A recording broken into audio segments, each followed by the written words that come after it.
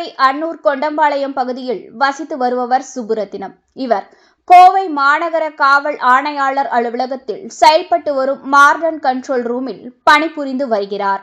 இவருக்கும் இவரது வீட்டின் அருகில் வசிக்கும் கோமதி என்பவருக்கும் நீண்ட காலமாக பிரச்சனை இருந்து வந்ததாக தெரிகிறது.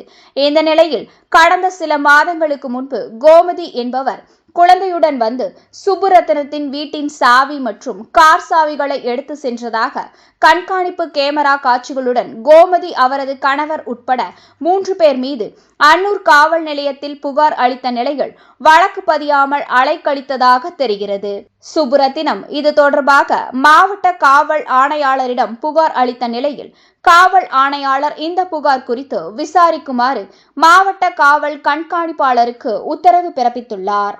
ஆனால் காவல்துறையினர் வழக்கு பதியாமல் மீண்டும் அலைக்கழித்ததால் சுப்புரத்தினம் நீதிமன்றத்தில் வழக்கு பதிவு செய்து நீதியை பெற்றுள்ளார்.